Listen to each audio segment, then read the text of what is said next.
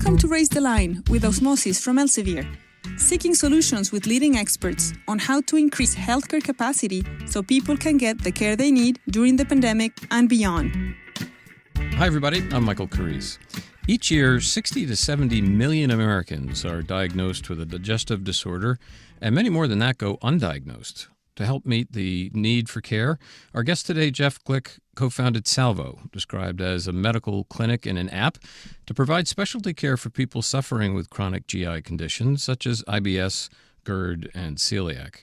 But there's a larger mission at hand as well, and that is to improve access to specialty care for many other chronic conditions and to develop a new model for healthcare delivery.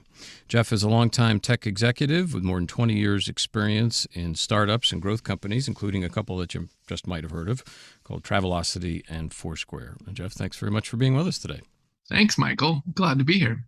So we always like to start first with learning more about our guests, and in your case, what first got you interested in tech and being a tech entrepreneur? I've been a tech entrepreneur or executive for over 20 years now. I started my first e-commerce company back in 1999. It was a last-minute travel company inspired by a problem my friends and I had organizing a trip for 10 to go see Jazz Fest in New Orleans. And we thought there should be an easier way to buy a last-minute trip to someplace fun. We created Site 59, grew to $100 million in sales, and Travelocity acquired it. And that's how I ran marketing for Travelocity for 7 years and launched the roaming gnome and all that. But that was my start. That's a pretty good start. Yeah, I love entrepreneurship and I love solving problems.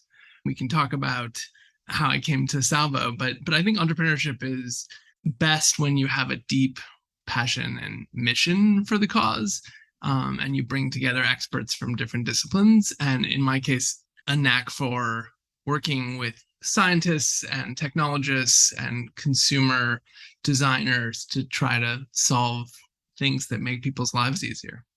So do you see your role as kind of a bridge, or some people talk about it as being a translator between different sorts of people, different sorts of brains? Absolutely. As a founder or CEO, my role I sometimes describe as integrator, but that's very much about translating between finance types and technologists and marketers and customer service people and everything else. But most importantly, it's about listening to the stakeholders, particularly the users, the customers. And that's the journey that led to Salvo. Yeah, well, let's get into that. So obviously getting into healthcare is a departure from the spaces you were in before. How did you guys all come together to create Salvo, and what problem were you trying to solve? Yeah, my personal journey influenced coming together with my two partners. So I'll give you 1 minute of background. The thing that probably inspired it the most started about 15 years ago.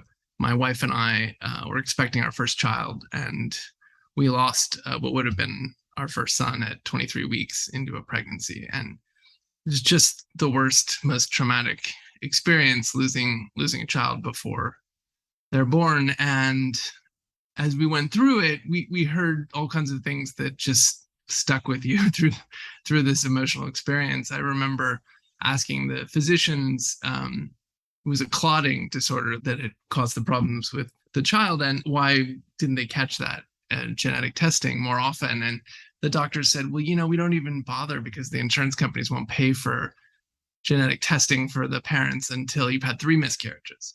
Oh my goodness. And I thought, wow, that doesn't seem cost effective, let alone cruel. But I also remember asking our physician, please tell me, at the time I was CEO of Foursquare, we used machine learning all the time to try to solve problems. And we had years of longitudinal data, machine learned, anonymous aggregated data, privacy safe data. And we were constantly using data scientists to mine to look for trends. And I said, please tell me that my wife's experience and mine and thousands of other parents goes into some really well-structured research database, and doctors and data scientists are constantly helping each set of patients get better care because of the patients 3 months ago and 6 months ago and 9 months ago and a year ago. And the doctors just shook their head and said, well, that's not how healthcare works. And I said, wow, well, that sounds like something we should fix, because healthcare is the most important industry in the world. And so I was thinking about that. And as I went back, I grew up the son of a doctor. My dad was trained at Mass General, Harvard Medical School, very outstanding doctor. His patients loved him, but very conventional. And my mom, growing up in the 70s, was interested before a lot of people in what you now think of as lifestyle and preventative medicine, things like getting sugars and processed foods out of your diet, or, herbal supplements, or exercise and mental wellness, and things, and how that could affect your health. And for my dad and a lot of the physicians I grew up around, it didn't matter what you ate, and exercise, that wasn't that important. You could just take a pill. And they were great doctors, but they were very conventional. And as an integrator and as a evidence-based, data-based kind of entrepreneur, I kept thinking, well, why can't you use science to reconcile and integrate the best of these two approaches rather than just dismiss them? Especially because we live in a country where, if you look at healthcare spending compared to the other 30 richest OECD countries, we spend about 19% of GDP on healthcare. The average is around 9%. So we're spending about double, but we don't live longer. We don't have healthier stats than the other wealthy 30 countries. So something's broken. And how do we get at it? And the third thing that was personally moving for me is that when we finally had our twins, we brought the twins home, we discovered they would break out in rashes. And we discovered that they were having reactions to some of the chemicals, like formaldehyde, in the diaper creams and in the breastfeeding pillow that the hospital gave us as we left as new parents. And, it started my wife on a journey to research and meet some of the leading scientists and physicians, and understanding how chemical and toxic exposures and diet and things can affect health. She launched a nonprofit called MadeSafe.org that's helps people find products that are free of known carcinogens and endocrine disrupting chemicals and other neurotoxins. It's harder than you think to find products like that are free of those dangerous chemicals in the United States. And so in that process, I got to know a lot about functional medicine and meet some of the leading physicians in the country. Particularly, one of our inspirations is the co-founder of the Cleveland Clinic Center for Functional Medicine, Dr. Mark Hyman, who agreed to help us launch Salvo with a number of other renowned physicians, Dr. Mark Pimentel, who leads the Pimentel Center at Cedars-Sinai in LA, Dr. Megan Oser, who led cognitive behavioral therapy at Brigham and Women's and taught it at Harvard Medical School, Professor Emma Mayer, who's one of the world's microbiome and brain gut experts. They helped us launch this, and we said, today, to get to one of these super doctors, it's a 2-year waiting list and thousands of dollars. That doesn't help the average person. How do we make better medical care at lower cost available to lots of people? And gut health is kind of where functional physicians start. It's the root cause, not just of GI disorders like IBS or GERD, which Salvo Health focuses on initially, but a lot of other conditions are related. And so it seemed like the natural place to start. My co-founder, Avi Dorfman, who helped found a real estate company called Compass, is a GERD sufferer. And he also was passionate about how difficult it was to find a specialist. There's only 15,400 board-certified gastroenterologists in the entire United States. Estimates say 60 million sufferers chronically. That's probably too low a number. And the reality is that most of those GI physicians are highly trained surgeons, and their business is focused around healthy people who need a colonoscopy, which is a really valuable, important service, but it leaves very little time left over for chronic gut sufferers. And so this is a huge and underserved population, and there's no telehealth leading kind of virtual center of excellence, digital health clinic. And so we decided to found it, and that's Salvo Health. And how did you design it from a user perspective? How does all this work? So from the user experience, it's very important to be mindful, and your audience of physicians and healthcare experts and healthcare practitioners will be aware of this. Telehealth can do a lot, but telehealth is only appropriate in certain circumstances. So the first part of the user experience is kind of a long intake where we determine if your symptoms and your medical history are appropriate for telehealth care, and we triage out any signs that someone needs to go immediately to an in-person GI physician for, say, a colonoscopy. Classically, blood in the stool, unexpected weight loss, those kinds of contraindications will cause us to say, we need to get you to a local GI immediately. We are not the appropriate treatment until you've ruled out more serious things. And that's appropriate. But well over 70, almost 80% of people are perfect candidates for telehealth. And our belief is that, these chronic conditions like IBS, where you have millions and millions of people who suffer for years from diarrhea, constipation, abdominal pain, nausea, vomiting, bloating, inflammation, all these problems, they don't have an on-off switch. You can't just give someone an antibiotic. These require what we think of as continuous intervention rather than, a doctor's visit, here's a pamphlet, see you in 6 months. That just doesn't work. And so here at the clinic, once you come in, you're assigned a physician that you'll work with over the months it takes to heal one of these chronic conditions. You're also assigned a care navigator and a health coach, and they are your team. And you can write them anytime, and they will respond, usually within a few hours or a day. And people are pretty reasonable. They don't expect, instant answers, but they are extremely grateful not to have to make an appointment 3 months from now because they're in pain today or the care plan's not working and they need to adjust something. We respond quickly. And so you come through, you do an intake, we will order labs, whether it's stool tests at home or blood tests at Quest, or anything that a local doctor's office would do. We'll look at those labs, but we'll also begin, a lengthy intake and start you on one of 15 pieces of our program that takes, at least 90 days to complete. We might get you started on an elimination diet with support from a program designed by a registered dietitian, with help from a health coach and your doctor to figure out which foods are triggering you. We might start you on daily diaphragmatic breathing or other brain-gut exercises. We might get you on a gut-friendly, microbiome-friendly diet, including lots of medical-grade supplements like fiber supplements, or we might get you on a peppermint oil. We might have to escalate to something like rifaximin in the case of a SIBO diagnosis, which is a more advanced prescription medication. But it's a complete program, diet, mind, gut, mental health, stress, sleep, nutrition, movement, blood labs, all of those are part of what you work with a doctor on. And people aren't used to that kind of comprehensive program, but it's really effective. We're getting rave reviews from members. And we asked our members daily through a gut check on their smartphone, because all of this is through our app, how they're doing today. Did they have any one of these 5 symptoms for their diagnosis today? At what level? And then did they do the 4 things the doctor had asked them to do today? It might be avoid dairy or take a supplement or a medication and a breathing exercise or something. And almost 80% of them are answering these questions daily. So we're really starting to build that data set to understand what kinds of interventions work for different kinds of patients. And we don't have to wait for an appointment 3 months from now. If we see someone worsening, the team proactively will reach out and say, let's adjust your care plan. So I think it's in many ways, the future of medicine. It's doctor driven, it's human. But because there's an app and technology and a lower cost team around the highly trained physician, we can bring down the cost tremendously. How much of the communication between the members and your team are text versus video versus other modalities? The communication now in the app is primarily through messaging, as well as video programs from our doctors that are tailored daily over time that the members can access on their time through the app.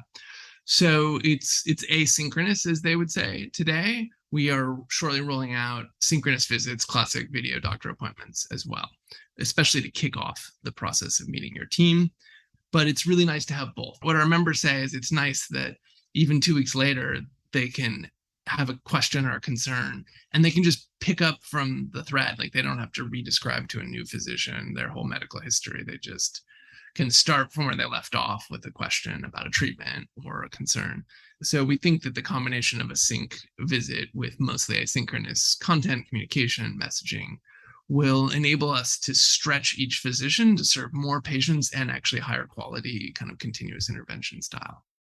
You've also trademarked an approach called whole self science. Tell us what that's all about. So whole self science is an approach that we designed in conjunction with leading physicians and psychologists and researchers. And it's really about a comprehensive approach and getting to the root cause with your diagnostics. And using a wider set of treatments than simply a prescription medication alone or simply a surgery alone. Thinking about our food system, that it's not just the food you eat, but how it's made and how that could affect your gut microbiome, chemical exposures, the mind-gut connection.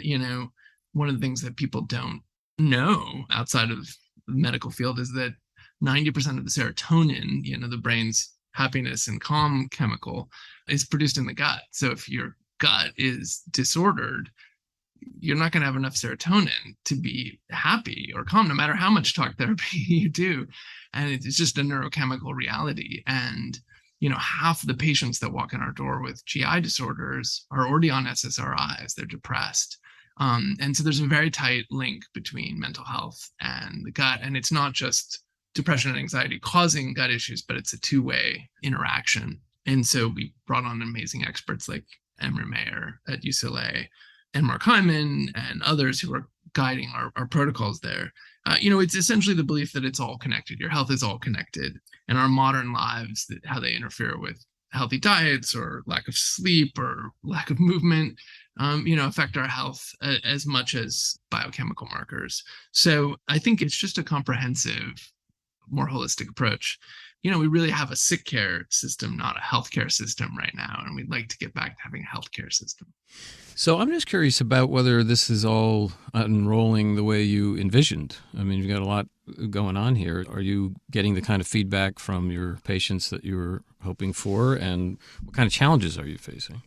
The good news is that in the few months we've been in beta, with our first sets of patients, we're getting incredible engagement and feedback. So patients love it, and they report at huge numbers that after years of struggling to find solutions, that they're feeling better and most days normal for the first time in years. And that's exciting for us. They really love, just even emotionally, the access of knowing they have a dedicated team that's looking out for them, that is there when they need them. That people say, like, my shoulders go down when I can get an answer that there is a solution. I don't have to live like this forever. People can't go on dates. They spend hours in the bathroom. They can't go on a business trip. You can't go to their kids' recital. Their lives are full of anxiety and limitations that shouldn't have to be there most of the time. And so we're really excited about the outcomes. And as I said, almost 80% of people are taking their daily symptom trackers. So we'll be able to develop nuanced view of interventions, adherence, and outcomes with these data sets. I think the challenge is we're brand new and it's getting the word out to more people.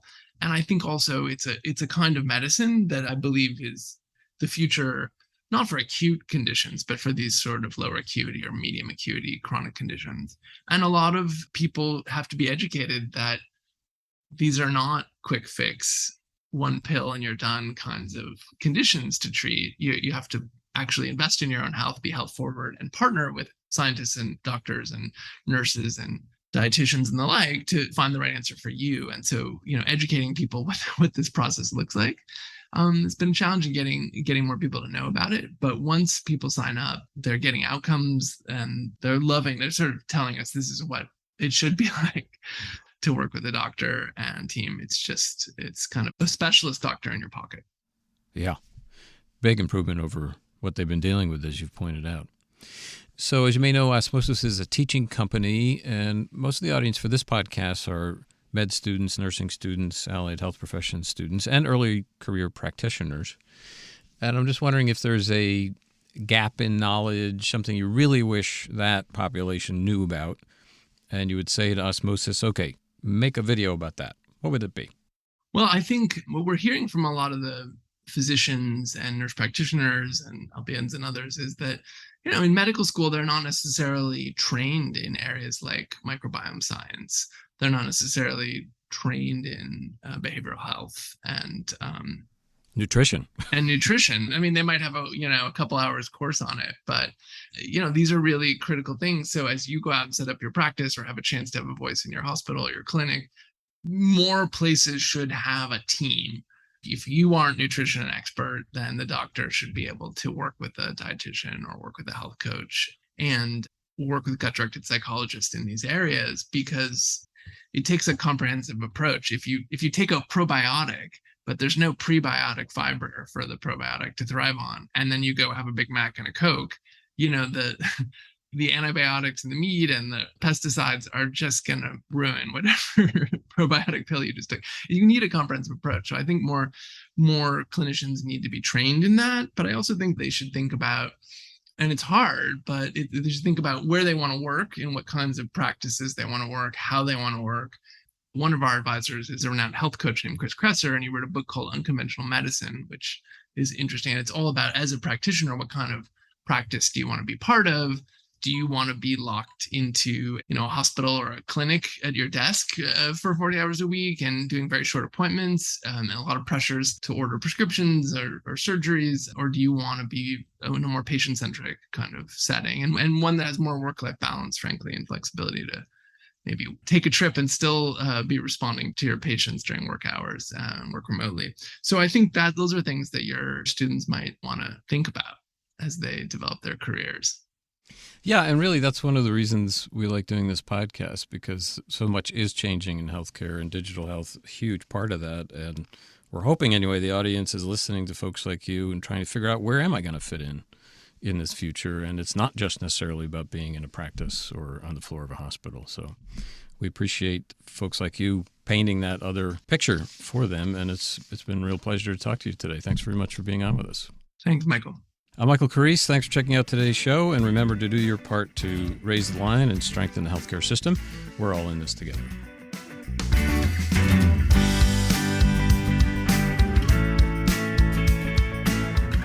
If you like this podcast, please share it on your social channels.